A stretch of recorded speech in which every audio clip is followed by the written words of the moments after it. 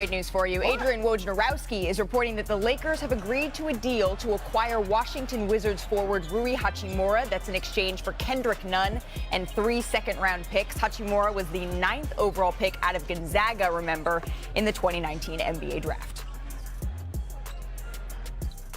Here now with WOJ. So, WOJ, can you just back us up a little bit here? How exactly did this trade come together? Hey, Malika, there were discussions as late as last night that included bigger trades than just a two-way deal with L.A. I was told that there were some three-way talks that would have involved Phoenix, but those larger trade discussions fell by the wayside. And then L.A. and Washington this morning zeroed in on the deal that they ultimately landed on, Rui Hachimura for Kendrick Nunn and those 3 second-round picks. A 2023 pick that L.A. has via Chicago and the Lakers' own 2029 pick. And this was a player, Hachimura, who had wanted to be moved, did not reach a contract extension on his rookie extension this summer and into the fall with Washington, and wanted to be finishing games. That wasn't happening. And Kyle Kuzma certainly moved into a significant role in this Wizards front line. And I think for Washington, this is a chance for them, to move on from Hachimura and, get some draft capital back without taking salary back from the Lakers. And a Laker team now that obviously with Hachimura, gets a young wing player, wing defender, 3-point shooter, a corner 3-point shooter. He's shown some success doing that in the last couple of years. And I'm told the Lakers certainly would like to sign Hachimura to an extension this summer. He'll be a restricted free agent, but this, gets another young big wing in that Laker lineup who can defend and obviously make some open shots. They needed more shooting on this Laker team, and it's a player that they hope can help right away, and they certainly hope they can develop over time and into the kind of player people thought he would be when he was picked in the top 10 out of Gonzaga. Interesting. So Rui Hachimura, you're reporting on his way to Los Angeles. WOJ, thank you very much. I want to bring it out to the entire panel now here with Ramona Shelburne, Richard Jefferson, Chiney Ogumake. Kendrick Perkins is going to be joining us in just a little bit. Fix your face. Ramona, let's start with you here. What more can you tell us about what the Lakers are hoping to get with Rui Hachimura being added to this roster? Well, they like that he's a big defender, 6'9", could play on the wings, and in that mold, like Markieff Morris, when they had him on that championship team, their analytics suggest that he has had good stretches where he could hit that corner 3. And when LeBron plays with guys like that, he generally tends to elevate their games. And so they've had some success finding some good role players lately. Last night against Portland, Thomas Bryant, Dennis Schroeder, those are guys that they got for minimum deals. They did not have to do much with these guys, and they've found some gems. They're hoping Hachimura can be in the same role here because they think that he will play well next to LeBron James. They have enough guards. Right. With the way Dennis Schroeder's played, the way Pat Bev is starting to play, they have enough guards. Kendrick Nunn was expendable here. They need more size. Interesting. Rich, your thoughts on this trade? Why are you messing with me? No, listen. Good job, baby. It is an improvement. Like, Hachimura is a very good player. Like, again, you look at like Thomas Bryant and what he's been doing. I believe he was the backup to Rui or right before he got there. So, like, you look at the mold, he's a more skilled player, but similar effort, body types, they can do similar things. I like Thomas Bryant. It is an improvement over Kendrick Nunn. Like the second-round picks, we look at the second-round picks and say, oh, that's not a lot. But understand, the Lakers only have so many assets. So if you're taking away those second-round picks, which do have value, maybe not the first rounds that everyone is talking about, but if you don't want to give up those first rounds, your second round is the only one that you have a little bit of leverage with. So you give away 3 for them. Now you're limited in those assets, and then you look and say, okay, is he going to make us that much better? Well, look, the Lakers were... great comeback last night, but they are better with him, so I'll give him that. Is this a deal break, or is this a needle mover? Is this going to move him from 8 to 6? I don't think so, but it is a step in the right direction. Yeah, I like the durability factor. I know apart from his, stretches where he's been injured, just by his size, his physique, we all know LeBron James thrives with shooting and also athletic wings. And then you look at the rotations, Anthony Davis coming back soon, Thomas Bryant obviously doing a great job, and then LeBron even playing playing the forward, technically in lineups.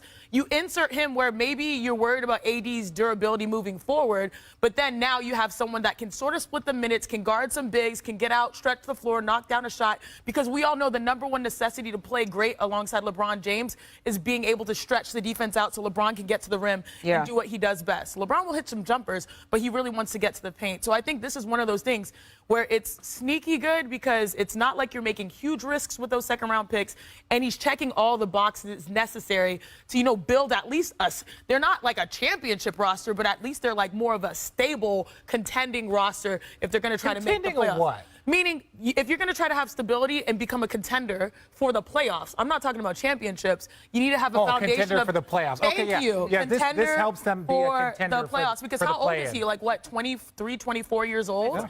If you develop him the right way, he has all the makings to be a solid player. Right, and to your point, Adrian Wojnarowski reported over the weekend that Anthony Davis could be back in the Lakers lineup as soon as this week. Obviously, he needs to continue to test that foot. I'm curious, though, Kendrick Perkins, how would you grade this trade? You know what? I give it a B+. I give it a B+. Let me explain why, right? When you look at Rui and you look at his size, his athleticism, and the wing position is the most important position in the game today.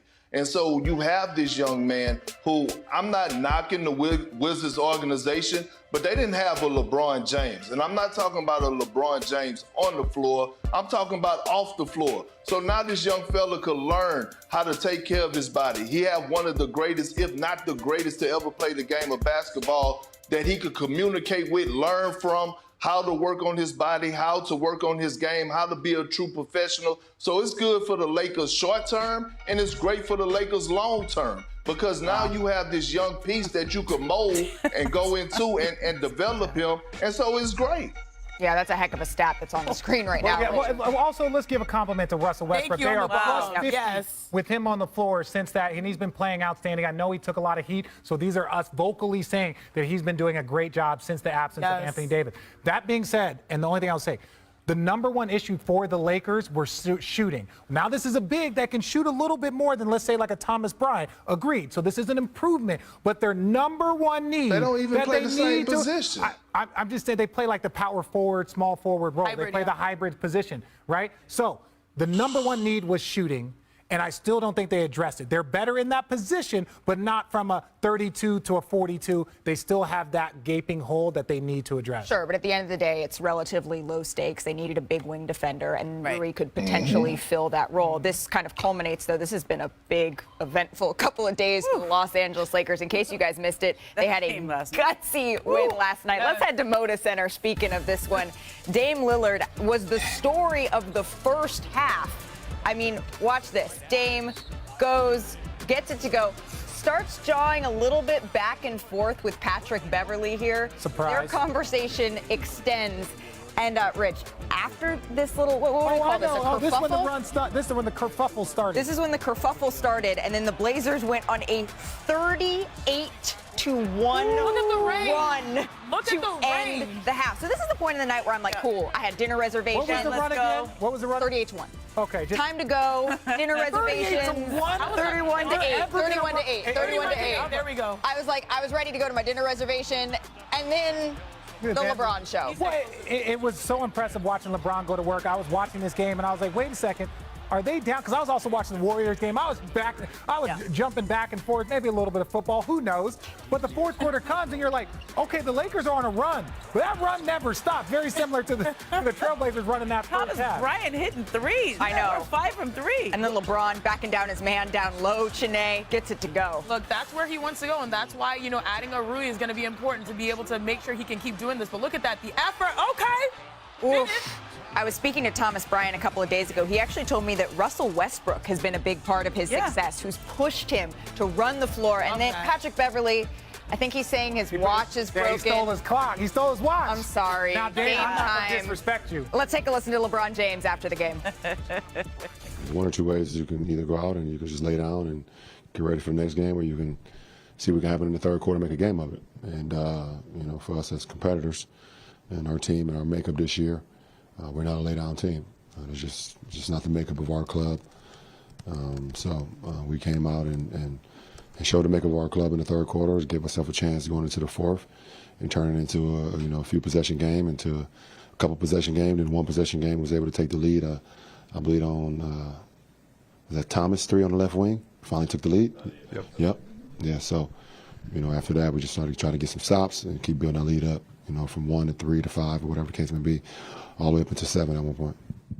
So just to contextualize how crazy this comeback was, the Lakers' 25-point halftime comeback, the largest in LeBron's regular season career, that covers over 1,400 games. That's also just the third 25-point halftime comeback by the Lakers in the shot clock era. However, I mentioned that comeback was the largest of LeBron's regular season career, but let's flash back to the first round of the 2017 playoffs. I had a great view of this one. He also helped erase a 25-point halftime. This was Game 3 against the Pacers. James was plus 30 There he is. in the second half. Cheering. He posted 100%. 28, 7, and 6 after the break to lead the Cavs to a 119-114 win. Richard, we know where you were because this is how your numbers stacked up 100%. against LeBron's in that comeback. Yeah, well, you were there. No, this is one of those things. This is the group that got us back into it, and like a true great coach, Tyronn Lue, he went with the unit that went going. If we want to start looking at plus and minuses, I played 4 minutes. I had nothing to do with the 19-point deficit. I had nothing to do with the 19-point comeback. That's just the truth. So I was watching. I was like, these boys might get. You know who else? There's lots of players over there. It was beautiful to watch. No. You were I was in the G League at the time. Let's not talk to the G League player. He was in the G League right now. You was a minus 12 in 4 minutes. That Yes. means Ty Lue gave you a shot. And they have an old saying, if a coach give you You know 1 what? minute, I give was him more a of a reason to finals give you guy. 4 I was more of a minutes. finals And guy what than a what first happened, round. What happened was you wasn't cutting the mustard. Four You wasn't four cutting minutes, it. I didn't He take a gave you an shot. opportunity. He gave you an opportunity and you wasn't ready. You wasn't ready for the Oh, moment. And it's no. okay though. You was being a great Oh, teammate. no. I appreciate it. One of these days we'll put our career earnings up there. Oh my goodness. You were- And with that, Talk about career earnings. speaking of finals guys, now. Kyrie Irving is a finals guy. Speaking of career earnings, let's talk about Kyrie.